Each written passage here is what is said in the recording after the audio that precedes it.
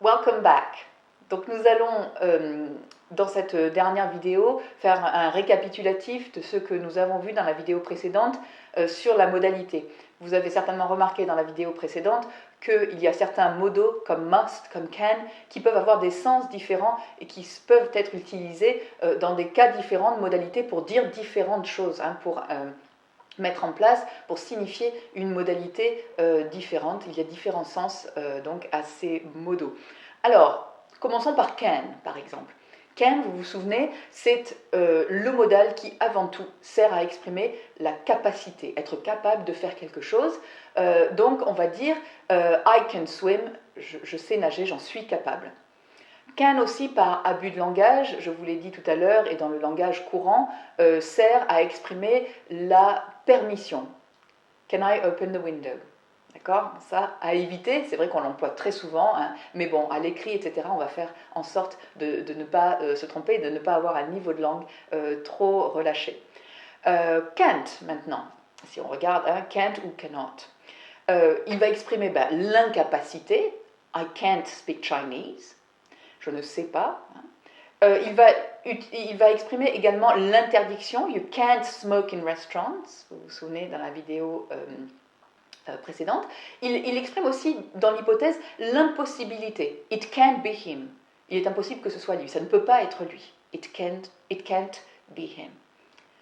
Maintenant may va exprimer l'hypothèse, vous vous souvenez quand on est moyennement sûr, it may be him.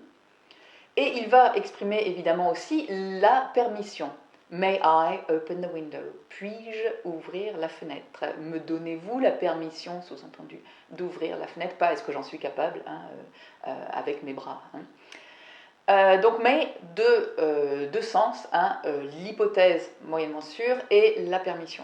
Must, deux sens aussi, l'hypothèse, j'en suis quasiment sûr, it must be him. Et également l'obligation. L'obligation, you must do your homework, vous vous souvenez. Donc ça, ce sont les auxiliaires modaux. On a vu évidemment qu'il pouvait y avoir un autre auxiliaire modal qui est should, qui la plupart du temps sert à donner un conseil, mais peut aussi être utilisé en hypothèse. On a vu aussi qu'il y avait des verbes du type have to, qui sont des verbes lexicaux, qui ne sont pas des modaux, mais qui peuvent prendre la valeur d'un modal. Alors, je le répète, comme je le disais en introduction, les auxiliaires modaux jouent un très très grand rôle en anglais. Plus vous allez les utiliser, plus votre anglais va paraître naturel, authentique, etc. Souvent, les étudiants rechignent à les utiliser parce qu'ils trouvent que c'est trop dur ou que c'est trop compliqué, ils les utilisent mal, ils oublient que tout simplement derrière c'est une base verbale. Simple, faites simple, encore une fois. Souvent, les élèves qui n'arrivent pas à manipuler la grammaire, ils cherchent à faire des choses très compliquées, alors que souvent c'est très simple.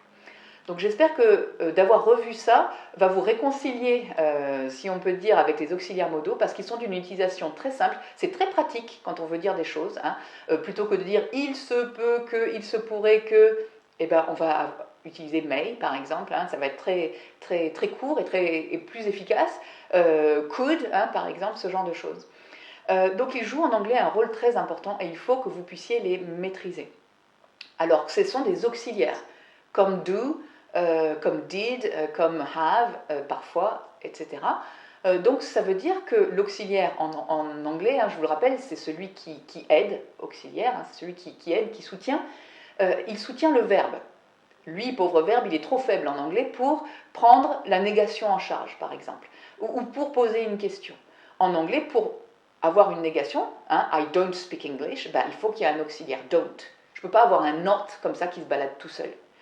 De même, pour poser la question « Do you speak English ?», je vais être obligé d'avoir un auxiliaire en première position, auxiliaire, sujet, verbe dans la question. Toujours, c'est la formule magique, ASV, auxiliaire, sujet, verbe. Les auxiliaires, donc, ils sont là pour prendre en charge, pour aider le verbe à faire ce qu'il ne peut pas faire tout seul. Donc, ils sont très importants. Ces modaux, comme je vous l'ai dit, donc, ce sont aussi des auxiliaires. Ça veut dire qu'eux aussi, ils vont servir à la négation, mustn't, cannot, may not, could not, might not, etc. Ils vont servir donc à prendre en charge la négation et ils vont servir à poser des questions. May I open the window, par exemple. Auxiliaire, sujet, verbe, donc je vous le rappelle. règle de base, ceux qui aiment les règles de grammaire, encore une fois, seront ravis d'en avoir une ici. Il ne peut pas y avoir deux auxiliaires l'un à la suite de l'autre. Il y aurait une sorte de conflit d'intérêts. Je ne peux pas avoir will et can qui se suivent, par exemple. Mais comment, alors vous allez me dire, mais comment est-ce que je vais dire, alors will n'est pas un auxiliaire modal, c'est un auxiliaire pour exprimer le futur, mais je ne peux pas avoir will et can, autrement dit, je ne peux pas avoir can au futur. Alors comment je fais pour dire il pourra venir demain? Je ne peux pas dire will can, ça ne marche pas ensemble. Donc je vais transformer can avec un synonyme qui sera un verbe lexical, un verbe classique, on va dire, qui a du sens, qui a un sens. Et ce verbe, ça va être be able to, mot à mot, être capable de. Donc je vais dire he will be able to come tomorrow. Voilà. De même, avec have to, on avait vu que must ne peut pas s'employer au passé et had to va être employé au passé. De même, au futur, on ne peut pas avoir will et must, et donc je vais dire will have to. Donc, ces verbes lexicaux, be able to, have to, vont venir remplacer les modaux quand on va avoir un autre auxiliaire, l'auxiliaire du futur, l'auxiliaire du conditionnel, ce genre de choses, qui vont venir se mettre en place ici. Donc, vous avez vu avec les modaux, c'est très simple. Le modal plus la base verbale, ou plus have plus participe passé si on est au passé. Il n'y a pas d'accord, il n'y a pas de S à la troisième personne du singulier, etc. etc. C'est le modal plus la base verbale.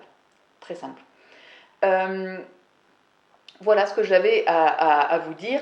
Donc les verbes comme be, les verbes comme have, les verbes comme do, ce sont des auxiliaires, mais ce sont aussi des verbes lexicaux, et eux, ils sont compatibles avec un auxiliaire modal, must be, must have, must do, tout ça marche bien ensemble, par exemple. Ce sont juste les auxiliaires, les vrais auxiliaires, will, must, can, qui ne peuvent pas être, se trouver côte à côte dans la même phrase. Donc, on mettra tout cela en pratique en classe. I'll see you soon. Bye.